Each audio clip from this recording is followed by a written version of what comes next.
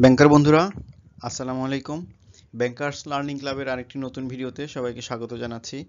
আমরা আর্টিকেল 6 নিয়ে আলোচনা করছিলাম। আমরা ইতিমধ্যে 3টি ভিডিওতে আর্টিকেল 6 নিয়ে বিস্তারিত আলোচনা করেছি। আজকে শেষ পার্ট। আমরা এখানে আরেকটু যে বাকি অংশ রয়ে গেছে আমাদের এক্সপায়ারি ডেট এবং প্লেস ফর প্রেজেন্টেশন নিয়ে আমরা কথা বলবো। তো চলুন শুরু করা যাক।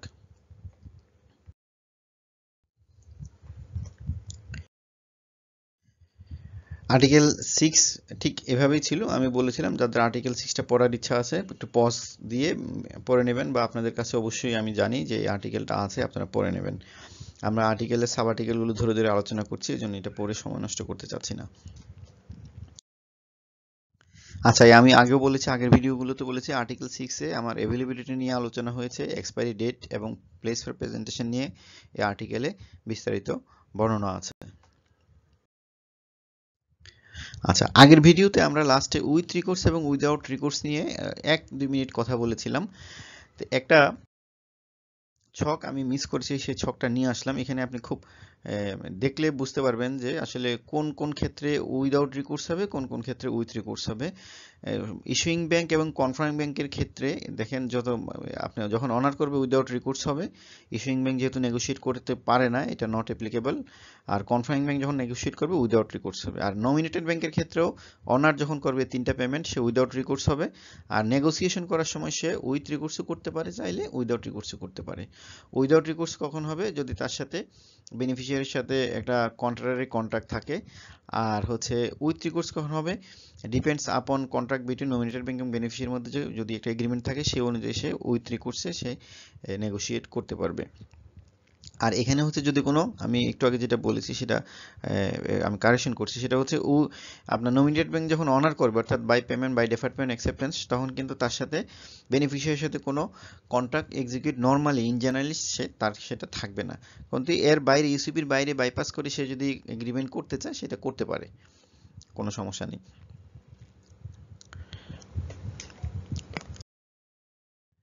আমরা আর্টিকেল 6 এর এ এবং বি নাম্বার সাব আর্টিকেল নিয়ে আগের ভিডিওতে আলোচনা করেছি। আজকে সি নাম্বার আর্টিকেল নিয়ে কথা বলবো। সি নাম্বারে কি বলা হচ্ছে দেখেন, credit must not be issued available by a draft drawn on applicant. অর্থাৎ অ্যাপ্লিকেন্টের উপর যদি একটা ড্রাফট ড্রন অন করেন, সেক্ষেত্রে আপনি কিন্তু available by a draft drawn on applicant, মানে অ্যাপ্লিকেন্টের বরাবর, এটার মুদ্রা কথা হচ্ছে অ্যাপ্লিকেন্টের বরাবরে আপনি ড্রাফট ড্রন অন করতে পারবেন। অর্থাৎ আমরা যেখানে ড্রাফটের যে ফিল্ড 42C-তে যদি অ্যাট সাইট ড্রাফট দিলাম আর এদিকে ড্রয়ে দিলাম অ্যাপ্লিকেন্টের নাম, তাহলে কিন্তু সেটা অ্যাকসেপ্টেবল না। অর্থাৎ ড্রাফটের ফিল্ডে আমি অ্যাপ্লিকেন্টের নামে কোনো ড্রাফট ড্রন অন অ্যাপ্লিকেন্টের নামে কোনো ড্রাফট ইস্যু করে এলসি করতে পারবো না। যদি আমার নেহায়েত দরকারি হয় অ্যাপ্লিকেন্টের উপর ড্রন অন করে আপনার ড্রাফট করতে হবে, দিতে হবে, সেক্ষেত্রে সেটাকে আপনি রিকোয়ার্ড ডকুমেন্ট হিসেবে ফিল্ড 46A-তে আপনি সেটা ইনপুট দিতে পারেন। এবং সেক্ষেত্রে সেটা রিকোয়ার্ড ডকুমেন্টটা এলসিতে ঠিক যেভাবে বলা থাকবে, অর্থাৎ ফিল্ড 46A-তে যেভাবে যেভাবে যে ক্লজ দেওয়া থাকবে, সেভাবেই আপনাকে এই ড্রাফটের এই এক্সামিন করতে হবে, অথবা আপনি আর্টিকেল 14 এর F অনুযায়ী এক্সামিন করবেন। এটা বলা আছে আইএসবিপির B8B-তে। However, when a credit requires to presentation of a draft drawn on the applicant as one of the required document, অর্থাৎ একটা রিকোয়ার্ড ডকুমেন্ট অনুযায়ী যদি একটা ড্রাফট চান আপনি এলসিতে, it is to be examined only to the extent expressly stated in the credit. অর্থাৎ এলসিতে যে ক্লজগুলো থাকবে সেই ক্লজ অনুযায়ী তাকে এক্সামিন করবেন। আদারওয়াইজ অ্যাকর্ডিং টু ইউসিবি 600 এর আর্টিকেল 14 এর F অনুযায়ী সেটা আপনি ডকুমেন্টটা চেক করবেন। আচ্ছা, আর্টিকেল 6 এর ডি এর এ নাম্বারে কি বলা হচ্ছে? A credit must stated an expiry date for presentation. An expiry date stated for our honour or negotiation will be deemed to be an expiry date for presentation. অর্থাৎ একটা এলসিতে অবশ্যই মাস্ট একটা এক্সপায়ারি ডেট থাকবে। ডেটটা কিসের? Expiry date for presentation. ঠিক কত দিন, মানে কত তারিখের মধ্যে আপনাকে ডকুমেন্টটা প্রেজেন্ট করতে হবে নমিনেটেড ব্যাংকে বা এলসি ইস্যুইং ব্যাংকে, সেটা আপনাকে অবশ্যই উল্লেখ করে দিতে হবে। এবং এই যে এক্সপায়ারি ডেট ফর প্রেজেন্টেশন, সেটা অবশ্যই ট্রিট করা হবে যে লাস্ট ডেট ফর অনার বা নেগোসিয়েশনের। অর্থাৎ এই expiry date stated for honour বা নেগোসিয়েশনের জন্য আপনি যে লাস্ট ডেট দিবেন, সেটাকে আপনার লাস্ট ডেট অফ প্রেজেন্টেশন হিসেবে ট্রিট করা হবে। যেমন আপনি একটা এলসিতে ফিল 31D-তে আপনি ডেট দিলেন যে 30/6/2024 হচ্ছে আপনার এক্সপায়ারি ডেট, এবং আপনি এলসিতে বললেন available with bank of Baroda Mumbai, এবং এলসিটা হচ্ছে বাই পেমেন্ট। তো এখানে এই যে 30/6/2024 এটা হচ্ছে আপনার লাস্ট ডেট ফর প্রেজেন্টেশন। আপনি এখানে এই 30 তারিখের মধ্যে ডকুমেন্টটা প্রেজেন্ট করতে হবে। এবং এই ব্যাংক অফ বারোদা যদি এলসিটাকে বা ডকুমেন্টটাকে অনার বা নেগোশিয়েট করতে চায়, সেক্ষেত্রে তার এই যে 30/6/24 মধ্যে সেটা করতে হবে। এখানে ফিল্ড 31D আসলে pure reflection of sub article 6D and it is mandatory field in line with the wording must in the article. অর্থাৎ এই আপনার 31D যেটা আমরা দেখতে পাচ্ছি সেটা হচ্ছে একটা আর্টিকেল 6 এর ডি এর রিফ্লেকশন। আচ্ছা, ডি এর দুইটি কি বলা হচ্ছে, the place of the bank with which the credit is available is the place for presentation. এটা বুঝলাম আমরা। The place for presentation under a credit available with any bank is that of any bank. A place for presentation other than that of issuing bank is in addition to the place of the issuing bank. অর্থাৎ প্রথম লাইনটা কি বলছে, আপনি যদি এলসিটাতে available with দিয়ে যে ব্যাংকের নাম বলবেন, আসলে সেই ব্যাংকটাই হচ্ছে প্লেস ফর প্রেজেন্টেশন। অর্থাৎ সেম ব্যাংক দুইটা কাজ করছে এখানে, অ্যাভেলেবল উইথ এই ব্যাংক এবং এই ব্যাংকের কাউন্টারটাই হচ্ছে আপনার ডকুমেন্ট প্রেজেন্ট করার একটা প্লেস। আর place for presentation under credit available any bank যদি থাকে, তার মানে হচ্ছে আপনি এখানে যদি অ্যাভেলেবল উইথ এনি ব্যাংক থাকতো, তার মানে হচ্ছে এইটা পৃথিবীর যে কোনো ব্যাংকেই এটা অ্যাভেলেবেল এবং যে কোনো ব্যাংকেই আপনি ডকুমেন্টটা প্রেজেন্ট করতে পারতেন। আর place for presentation other than that of issuing bank is in addition to the place of issuing. আচ্ছা, এটা মানে হচ্ছে আপনি তো এলসিটা যখন ইস্যু করলেন, ডকুমেন্টটা আলটিমেটলি ইস্যুইং ব্যাংকের কাউন্টারেই আসতে হবে, কিন্তু এই যে নমিনেটেড ব্যাংকের মাধ্যমে অ্যাভেলেবেল উইথ দিয়ে আসলে ইস্যুইং ব্যাংক সে কিছু ব্যাংককে, কিছু প্লেসকে সে নির্ধারিত করে দিল যে এলসি ইস্যুইং ব্যাংকের কাউন্টার ছাড়াও সে অতিরিক্ত একটা কাউন্টার সুযোগ করে দিল বেনিফিশিয়ারিকে, সে যাতে ডকুমেন্টটা খুব সহজেই তার নিকটস্থ একটা প্লেসে সে প্রেজেন্ট করতে পারে। কারণ ভিন্ন দেশের বেনিফিশিয়ারির যে এলসি ইস্যুইং ব্যাংক যদি আরেকটা দেশের ব্যাংক হয়, তাহলে তার জন্য সেখানে ডকুমেন্ট প্রেজেন্ট করাটা অনেক রিস্কি, এবং এখানে প্রবলেম কি আমরা এগুলো আগে আলোচনা করেছি, সামনে এগুলো আলোচনা করব। এজন্য এটা আসলে একটা additional place for beneficiary to present the document. আচ্ছা, যেমন ধরেন যদি একটা এলসি ইস্যু করলো ইউএস এর সিটি ব্যাংক এনে, তাহলে কিন্তু প্লেস ফর প্রেজেন্টেশনটা by default Citibank N A হয়ে যায়, কারণ সে যেহেতু এলসি ইস্যুইং ব্যাংক। এখন সে যদি এখানে এক্সপায়ারি ডেট দেয় 30/6/24 ইন্ডিয়া এবং available with bank of Baroda Mumbai by payment, তার মানে কি দাঁড়ালো, সে একটা এডিশনাল প্লেস দিল বেনিফিশিয়ারিকে, যে ভারতের মুম্বাইয়ের ব্যাংক অফ বারোদাতেও সে চাইলে ডকুমেন্টটা প্রেজেন্ট করতে পারবে। এখন যদি এমন হয় যে একটা এলসি ইস্যু করলো জার্মানির কমার্স ব্যাংক এবং প্লেস এক্সপায়ারি দিল হংকংয়ের 30/6/2015। আচ্ছা, এটা 2024 যদি দিতাম সেটাই ভালো হতো, এটা সমস্যা নেই, আপনারা এটা 2024 পরে নেবেন। তো সে এক্সপায়ারি প্লেস দিল হংকং, আবার এখানে দিয়ে দিল অ্যাভেলেবল উইথ দিয়ে দিল ব্যাংক অফ চায়না বেজিং, অর্থাৎ বেজিং এর ব্যাংক অফ চায়নাতে সে এটা রেস্ট্রিক্টেড করে দিল। আর ডকুমেন্টটা সেন্ড করলো হচ্ছে জার্মানির কমার্স ব্যাংক। এখানে place for presentation by default issuing bank হিসাবে কমার্স ব্যাংক জার্মানি, এটা একটা প্লেস। আর এডিশনাল প্লেস এখানে কি হবে, কি হংকং হবে নাকি ব্যাংক অফ চায়না, চীনের ব্যাংক অফ চায়নার বেজিং হবে? এখানে অবশ্যই অ্যাভেলেবল উইথ বলে আমি যেটাকে এখানে নমিনেটেড করে দিচ্ছি as a LC issuing bank, আমার প্রেজেন্টেশনের জায়গা হবে basically bank of China Beijing, অর্থাৎ বেজিং এর ব্যাংক অফ চায়নাতে আমাকে ডকুমেন্ট প্রেজেন্ট করতে হবে।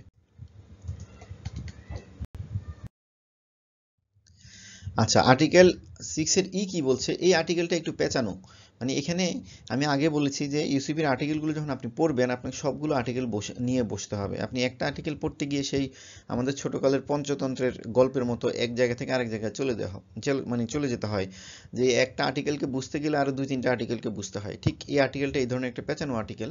এখানে কি বলা হচ্ছে দেখেন, একটু মনোযোগ দিয়ে দেখবেন। সেটা হচ্ছে accept as provided in sub article 29 A presentation by or on behalf of the beneficiary must be made on or before the expiry। অর্থাৎ আর্টিকেল 29 এ ছাড়া, মানে অ্যাকসেপ্ট এই 29 এ যে পরিস্থিতিতে এই আর্টিকেলটা প্রয়োগ করতে হবে, এই পরিস্থিতি বাদে অন্য যে কোনো পরিস্থিতিতে আপনাকে অবশ্যই, অর্থাৎ বেনিফিশিয়ারিকে অবশ্যই এক্সপায়ারি ডেটের পূর্বেই অ্যাভেলেবেল উইথ দিয়ে যে ব্যাংকের বা প্লেসের নাম বলে দেওয়া হচ্ছে সেখানে ডকুমেন্টটা প্রেজেন্ট করতে হবে।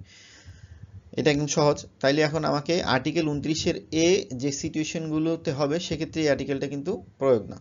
আর্টিকেলের 29 এর যে সিচুয়েশনে হয় সেটা বাদে অন্য ইন জেনারেল আপনাকে ওই এক্সপায়ারি ডেটের পূর্বেই আপনার নমিনেটেড ব্যাংকে বা এলসি ইস্যুইং ব্যাংকে ডকুমেন্টটা জমা করার ব্যবস্থা করতে হবে। এখন 29A যদি হয় তাহলে কি ঘটতেছে দেখেন, 29A তে কি বলছে, if the expiry date of a credit or the last date for presentation fall on a day when the bank to which presentation is to be made in closed for reason other than those referred to in article 36। অর্থাৎ এখানে কি বলা হচ্ছে, আবার আরেকটা আর্টিকেলকে এখানে relate করা হয়েছে যে আর্টিকেল 36 অনুযায়ী যে সিচুয়েশন হয় সেই সিচুয়েশন ছাড়া, আর্টিকেল 36 এ যে সিচুয়েশনগুলো বলা হচ্ছে আমরা একটু পরে দেখব, সেই সিচুয়েশনগুলো ছাড়া অন্য যে কোনো সিচুয়েশনে লাস্ট ডেট অফ প্রেজেন্টেশনের দিন যেটা, সেই দিন যদি ব্যাংক বন্ধ থাকে, সরকারি বন্ধ, হলিডে, কোনো কারণে বন্ধ থাকে, তাহলে কি হবে, the expiry date or the last date for presentation as the case may be will be extended to the first following banking day। অর্থাৎ এই 36-এর যে ঘটনাগুলো ঘটবে সেই ঘটনাগুলো বাদ দিয়ে ইন জেনারেলি আপনার যদি যেদিন আপনার ডকুমেন্ট প্রেজেন্ট করার লাস্ট ডেট সেই দিন যদি কোনো কারণে বন্ধ থাকে, তাহলে আপনি অটোমেটিক্যালি আপনার সেই লাস্ট ডেট ফর প্রেজেন্টেশনটা এক্সটেন্ড করবে, অর্থাৎ পরের যেদিন অফিস খোলা থাকবে সেদিন সেটা হবে। যেমন ধরেন আপনার যদি শুক্র শনি বন্ধ থাকে, আপনার লাস্ট ডেট অফ প্রেজেন্টেশন যদি শুক্রবার থাকে, তাহলে পরের অফিস ডে হচ্ছে রবিবার, আপনার রবিবার দিন এটা last date of presentation automatically চলে যাবে। যদি শনিবার আপনার লাস্ট ডেট থাকে, আপনার অটোমেটিক্যালি রবিবার চলে যাবে। যদি এমন হয় শুক্র শনি 2 দিন আপনার হলিডে, রবি থেকে 3 দিন ঈদের বন্ধ, রবি সোম মঙ্গল, সেক্ষেত্রে আপনার লাস্ট ডেট অফ প্রেজেন্টেশন হয়ে যাবে বুধবার দিন। এখন আপনি ইউসিবি পড়তে গিয়ে বিভিন্ন জায়গায় যখন উদাহরণ দেখবেন, আপনার উদাহরণগুলোতে কিন্তু শনি এবং রবিকে হলিডে দেখানো হচ্ছে, কারণ ইউরোপিয়ান যে এলাকা বা আদার দেন বাংলাদেশ অনেক জায়গায় কিন্তু বেশিরভাগ জায়গায় শুক্র শনির পরিবর্তে শনি রবি বন্ধ, এই জন্য আপনি উদাহরণগুলো শনি রবি দেখবেন। অর্থাৎ ওখানে ব্যাংকিং হলিডে হচ্ছে শনি রবি, উইকলি হলিডে শনি রবি, দেন আপনার যদি সোমবার কোনো বন্ধ থাকে তাহলে সেটা দিন হয়ে যাবে মঙ্গলবার দিন। অর্থাৎ লাস্ট ডেট ফর প্রেজেন্টেশন যেদিন থাকবে সেদিন যদি কোনো কারণে বন্ধ থাকে, তার ইমিডিয়েট পরের যে অফিস ডে থাকবে, অন্যান্য বন্ধ যদি থাকে সেটা সব মিলে হিসাব করে দেন ওই ডেটে লাস্ট ডেট ফর প্রেজেন্টেশন হবে। অর্থাৎ কি, it is an allowance of auto extension of the last date for presentation to the first following banking day. আচ্ছা, এখন বলা হচ্ছে 36-এ যে ঘটনা ঘটবে সেটা বাদে। এখন 36-এর ঘটনাটা কি, সেখানে কি হয় বা সেক্ষেত্রে এক্সপায়ারি কি হবে সেটা একটু দেখি। 36 আর্টিকেলটা হচ্ছে ফোর্স মেজর। এখানে কি বলা হচ্ছে দেখেন, a bank assumes no liability or responsibility for the consequence arising out of the interruption of its business by act of God, riots, civil commotion, insurrections, wars, acts of terrorism, or by any strikes or lockouts or any other causes beyond its control। Car control? এই যে ব্যাংকের, যে ব্যাংকে আপনার ডকুমেন্টটা present করার কথা, সেই ব্যাংকের নিজের কন্ট্রোলের বাইরে যদি কোনো একটা ঘটনা ঘটে যায়, এটা প্রাকৃতিক কোনো দুর্যোগ ঘটে, রায়ট হয় বা আন্দোলন হয়, যুদ্ধ বেজে যায়, কোনো আপনার সন্ত্রাসী কার্যক্রম ঘটে, কোনো একটা এই যে আপনার স্ট্রাইক হয়, এই ধরনের কোনো ঘটনা যদি ঘটে, তাহলে কিন্তু ব্যাংকের কোনো লায়াবিলিটি নেই, রেসপন্সিবিলিটি নেই। কি ক্ষেত্রে লায়াবিলিটি নেই, রেসপন্সিবিলিটি নেই, আমি একটু দেখি। এ bank will not upon resumption of its business honour or negotiate under a credit that expired during such interruption of its business. অর্থাৎ এখানে কি বলা হচ্ছে, disallowance of any extension of the last day for presentation if under force majeure. অর্থাৎ এই ঘটনাগুলো যদি ঘটে তাহলে কিন্তু আপনার কোনোভাবেই এক্সপায়ারি ডেটটা আর এক্সটেন্ড হবে না। যেমন আপনি ধরেন আপনার, আমি বাংলাদেশের হিসেবে বলি, আপনার শুক্রবার শনিবার, আপনার শনিবারে লাস্ট ডেট অফ প্রেজেন্টেশন ছিল, এখন বাই অটো সেটা রবিবারে চলে যাবে। এখন রবিবার থেকে কোনো কারণে দেশে যদি হরতাল শুরু হয়, তাহলে কিন্তু এটা আর এক্সটেন্ড হবে না, সেই এক্সপায়ারি ডেট যে শনিবার ছিল শনিবারই থাকবে, এবং এরপরে আপনি যখন ডকুমেন্টটা প্রেজেন্ট করবেন সেটা কিন্তু আসলে এলসি এক্সপায়ার্ড হয়ে যাবে বা প্রেজেন্টেশন আপনার লেট প্রেজেন্টেশন হয়ে যাবে। এক্ষেত্রে কি করতে হবে, সেটা সিচুয়েশন, সেটা প্র্যাকটিস, সেটার আসলে কোনো উত্তর ইউসিবিতে বলা নেই। আবার যদি এমন হয় যে আপনার এই শুক্র শনি তো বন্ধ, রবিবার বা সোমবার কোনো একদিনই আপনার লাস্ট ডেটে প্রেজেন্টেশন, এবং ওই দিন থেকেই যুদ্ধ শুরু হলো বা প্রাকৃতিক দুর্যোগ হলো, এক্ষেত্রে কিন্তু ইসিপি আসলে এটাকে এক্সটেন্ড করার কোনো সুযোগ রাখেনি।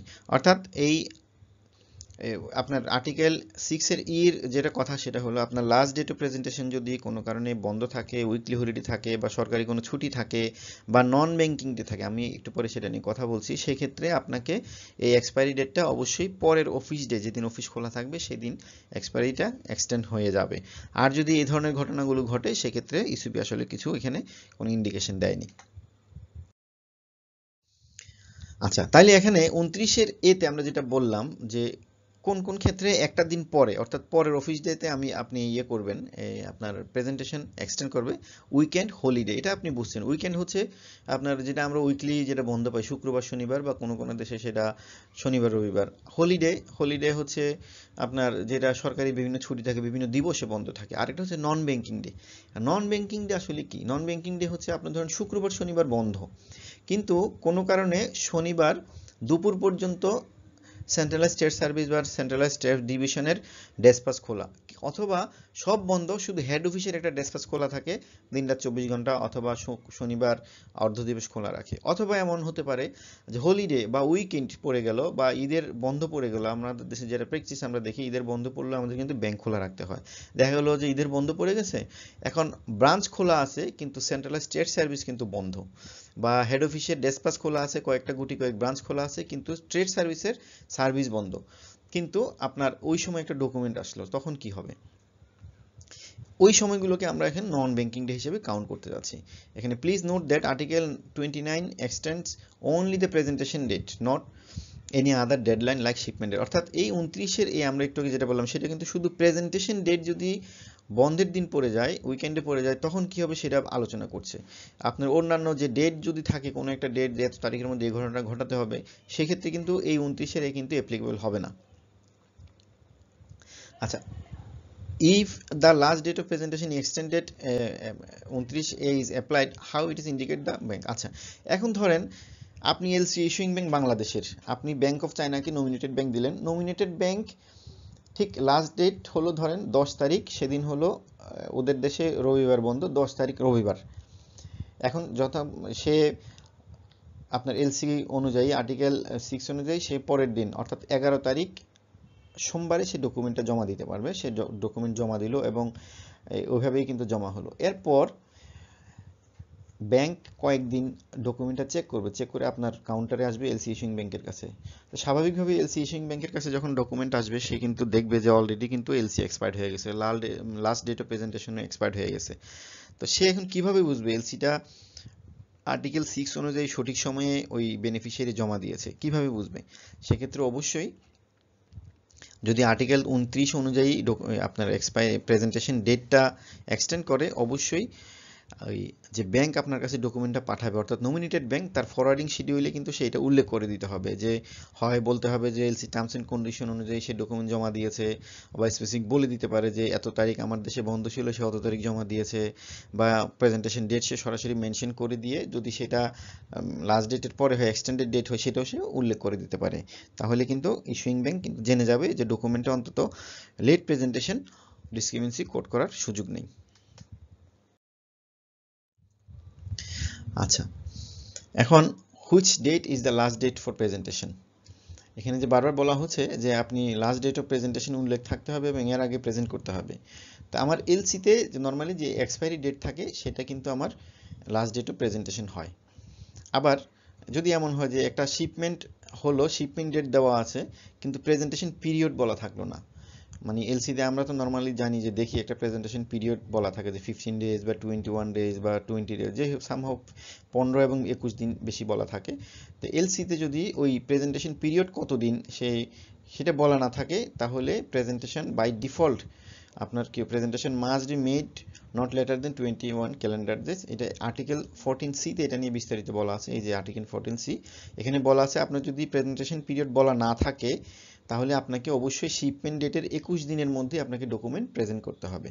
এবং এই 21 দিন এর মধ্যে প্রেজেন্ট করার মধ্যে যদি এমন হয় যে শিপমেন্ট ডেটের 15 দিন পরেই এলসির এক্সপায়ারি ডেট, অর্থাৎ এলসি এক্সপায়ার্ড হয়ে যাবে, সেক্ষেত্রে কিন্তু আপনি আসলে 21 দিন পাবেন না, সেই 15 দিনই পাবেন।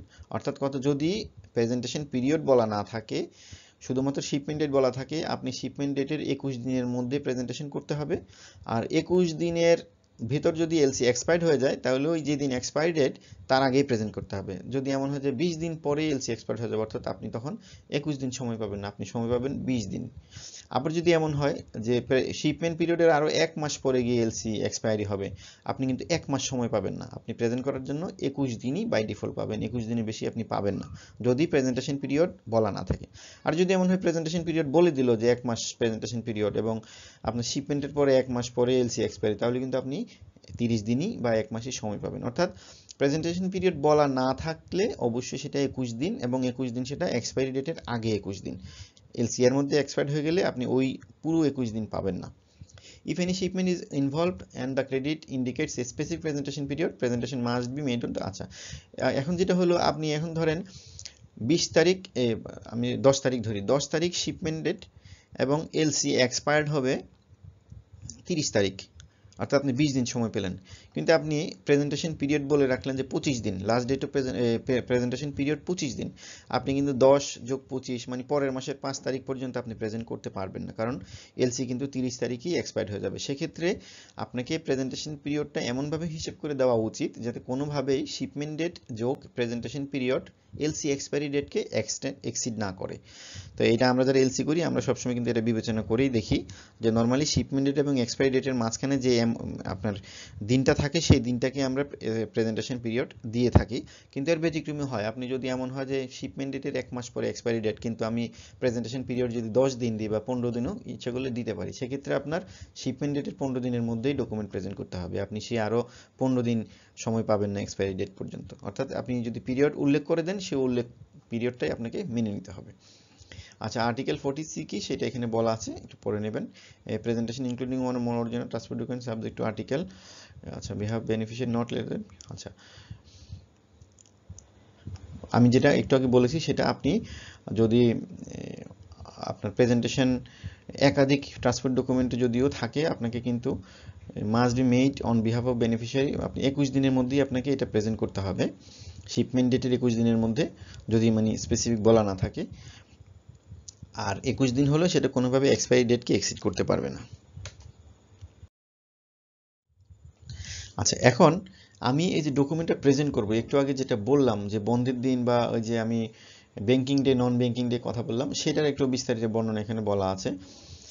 আর্টিকেল 33-তে এটা নিয়ে কথা বলা আছে যে আমার যে আর্টিকেল 6-এর ইতে বলা আছে except provided the subarticle must be made on the before expiry date. আচ্ছা, ডেটের কথা আমি বললাম, কিন্তু ওই যে বললাম যে যদি বন্ধ থাকে, বন্ধের দিন ডেসপ্যাচ খোলা রাখি বা একটা হলিডেতে ডেসপ্যাচ খোলা রাখলাম বা সেন্ট্রাল স্টেট সার্ভিস খোলা থাকলো দিনের অর্ধেক বেলা পর্যন্ত, সেক্ষেত্রে আমি এই যে দিনটা কতক্ষণ সময় হিসাব করব সেটা কিন্তু একটা খুব ক্রুশিয়াল ইস্যু, আপনি একটু মনোযোগ দিয়ে শুনবেন। সেটা হচ্ছে হুইচ ইজ দ্য টাইম, আছে মানে কোন সময়টাকে আমরা এখানে প্রেজেন্টেশনের সময় হিসেবে কাউন্ট করব।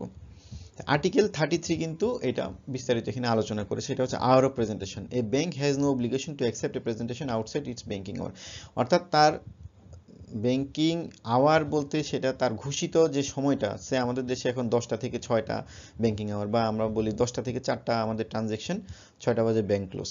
এখন আপনি যদি 4টার পরের সময়টাকে ব্যাংকিং আওয়ার হিসেবে বিবেচনা না করেন, সেক্ষেত্রে কিন্তু 4টার পরে যদি কেউ ডকুমেন্ট নিয়ে আসে, আপনি সেটা ডকুমেন্ট রিফিউজ করতে পারেন, যে আমি কুরিয়ারকে বলে দিতে পারেন যে আমার অফিস শেষ, সময় শেষ, তুমি আজকে না কালকে আসো। বা 6টার পরেও আপনি ব্যাংক গুছাচ্ছেন, বের হয়ে যাবেন, 6:15টার দিকে ডকুমেন্ট আসলো, আপনি কিন্তু কুরিয়ারকে বলতে পারেন যে আমি আজকে ডকুমেন্ট নিব না।